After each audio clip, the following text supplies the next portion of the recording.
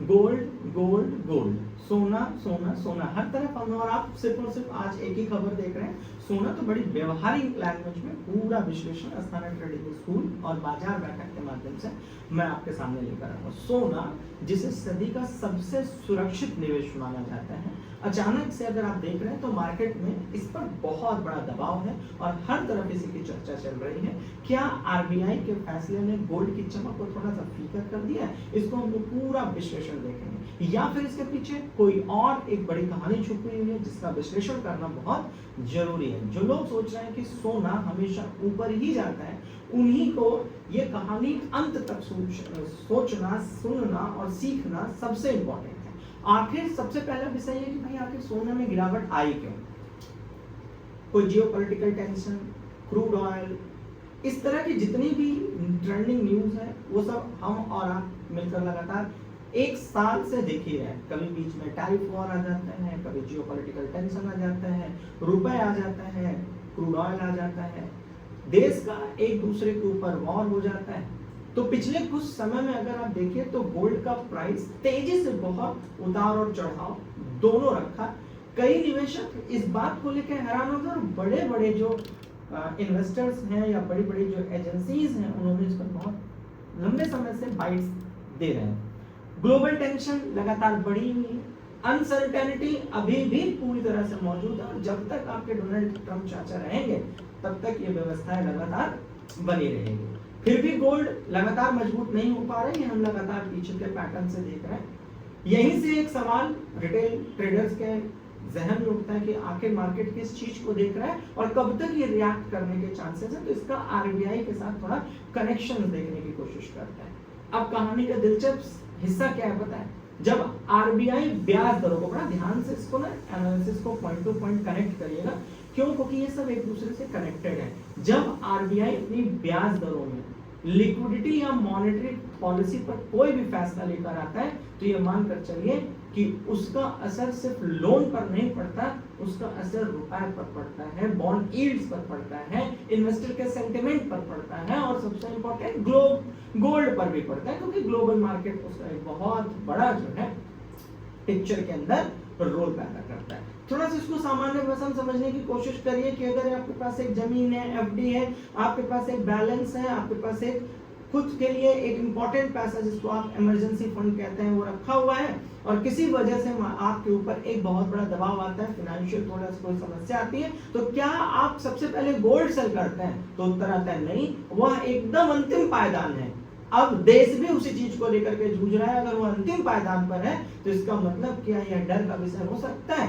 अब यहीं से निवेशक का एक साइकोलॉजी क्लियर निकल कर आती है। अगर निवेशकों को लगता है कि इकोनॉमिक स्टेबल है और ग्रोथ मजबूत रहेगी तो कई बार जो पैसा है वो गोल्ड से निकलकर इक्विटी और बॉन्ड्स में जाने लगता है। अब असली खेल इंटरेस्ट रेट का ही है भाई, जिसको जहां से बेनिफिट होगा, एफआईआईज हो, डीआईआईज हो, बड़े बड़े इंस्टीट्यूशंस हो, ये सारा गेम तो आज की डेट में इंटरेस्ट रेट पर चल रहा है। और गोल्ड ऐसा एसेट है जो आपके घर में पड़ा हुआ है तो आपको इंटरेस्ट थोड़ी ना दे रहा है, वो तो खाली लॉकर में आपके पास पड़ा हुआ है, वो धीरे धीरे अपनी वैल्यू को ग्रो कर रहा है, लेकिन उसके रहने से सोचिए आपको कोई भी इंटरेस्ट मिल रहा है तो वो नहीं मिल रहा है। सरल कहते हैं तो ये कहना बेहतर है कि उससे आप अभी फिलहाल कोई रिटर्न नहीं ले रहे हैं। तो गोल्ड का आकर्षण इस पॉइंट पर कम हो जाता है और यही वजह है कि जो दुनिया भर के इन्वेस्टर हैं वो यूएस फेडरल रिजर्व्स में चले जाते हैं, आरबीआई पे चले जाते हैं, ईसीबी में चले जाते हैं, जैसे सेंट्रल बैंक के फैसलों पर यह तीखी और बहुत शार्प नजर रखता है। क्यों? क्योंकि यहाँ से गोल्ड की पिक्चर बहुत सीरियस हो जाती है और हम लोगों को यह समझना जरूरी हो जाता है कि क्या गोल्ड की कहानी यहाँ से खत्म हो रही है, थोड़ा सा शार्प डाउन देखने को मिल रहा है। यही सबसे बड़ा सस्पेंस भी है जिस पर चर्चा भी हो रही है। हर बार जब लोग कहते हैं कि गोल्ड का दौर खत्म हो गया, कुछ महीने बाद वहीं गोल्ड की हेडलाइंस फिर आ जाती है, फिर हम लोगों को दिखाई देने लगता है। क्यों? क्योंकि गोल्ड सिर्फ इन्वेस्टमेंट तो है ही नहीं यार, विश्वास का प्रतीक है, एक ऐसा एसेट है जो आपको लगता है कभी भी खराब नहीं होगा। जब वॉर का डर बढ़ता है, फाइनेंशियल क्राइसिस आती है, करेंसी पर दबाव बढ़ जाता है, फिर लोग गोल्ड की तरफ भागते हैं क्योंकि वो सेफ एसेट है। अब आम आदमी को इससे क्या समझना चाहिए कि अगर आप गोल्ड खरीदते हैं तो सिर्फ एक दिन की गिरावट और तेजी से आपको फैसला थोड़ी ना लेना होता है, वो तो एक लॉन्ग टर्म एसेट विजन है ना। गोल्ड की कीमत लगातार फ्लक्चुएट और up and down daily basis पर सेकंड टू सेकंड हो रहा है। तो अगर आप उस पॉइंट ऑफ व्यू से अपना डिसीजन ले रहे हैं तो ऑल टाइम ऑल डे आपकी साइकोलॉजी हिट हो रही है। अब गोल्ड की कीमत पर असर कौन कौन सी चीज डालती है, एक बार इसको समझ लेना जरूरी है। ग्लोबल टेंशन, डॉलर की स्ट्रेंथ, आपका रुपए का कमजोर या बढ़ा होना, सेंट्रल बैंक की पॉलिसी, इन्फ्लेशन की जो एक्सपेक्टेशंस है वो, और कई बार ये सभी फैक्टर एक दूसरे के खिलाफ भी काम कर जाते हैं। तो ये सब चीजें बहुत साफ सुथरा समझना जरूरी है, क्योंकि सोना सिर्फ एक धातु होता तो कोई बात नहीं है, ये भावनाओं से भी जुड़ा सब्जेक्ट है।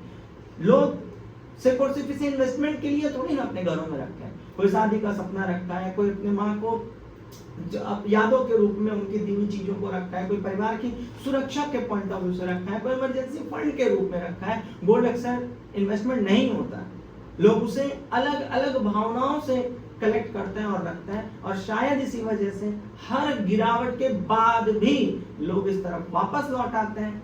तो क्या यह सच में सोने की तबाही है? तो ऐसा नहीं है, मार्केट है, अप एंड डाउन लगा रहता है, स्टेबिलिटी पर फोकस किया जाता है। कहते हैं ना कि प्रॉफिट हो तो उछलो मत, लॉस हो तो फिसलो मत। हर चीज को लेकर के आपकी साइकोलॉजी, आपका डिसिप्लिन बहुत इंपॉर्टेंट रोल प्ले करता है। तो उस पर थोड़ा सा आपको सीरियस रहना है, थोड़ी सी व्यवस्थाओं को लेकर इजी रहना है।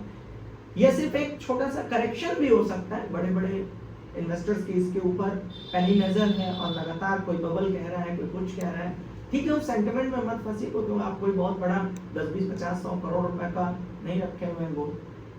तो जो बड़े खिलाड़ी हैं ना, उनको समझना इतना आसान नहीं है, और आप उस पर बहुत ज्यादा सीरियस भी मेरे हिसाब से नहीं होना चाहिए। यही सवाल सभी करोड़ इन्वेस्टर्स के मन में भी है, क्योंकि बाजार की कीमतें लगातार बदलती हैं। लेकिन गोल्ड की कहानी सिर्फ कीमतों की है ही नहीं, मैंने आपको बता दिया, ये भरोसे की भी कहानी है। तो वापस आपके सवाल पर कि क्या गोल्ड और गिरता है तो क्या हमें खरीदना चाहिए या इंतजार करना चाहिए, ये सवाल मैं आपके समझ पर छोड़ देता हूँ। पूरे विश्लेषण के बाद आपकी क्या समझ है वो मुझे नीचे चैट बॉक्स में बताना बिल्कुल मत भूलिएगा। दोनों चैनल को सब्सक्राइब करना बिल्कुल मत भूलिएगा। शाम में 7:30 बजे 7:30 पर हम लाइव क्लास में उपस्थित होते हैं, वहां पर जुड़ना बिल्कुल मत भूलिएगा। टेलीग्राम चैनल को ज्वाइन करना बिल्कुल मत भूलिएगा। हमें अन्य सोशल मीडिया के प्लेटफॉर्म जैसे इंस्टाग्राम, फेसबुक, यूट्यूब, वहां पर फॉलो करना बिल्कुल मत भूलिएगा। इसी तरह प्यार बनाए रखिए, अपना ख्याल रखिए, अपने ख्याल का भी ख्याल रखिए। तब तक के लिए बहुत बहुत शुक्रिया। थैंक यू, धन्यवाद, गॉड ब्लेस।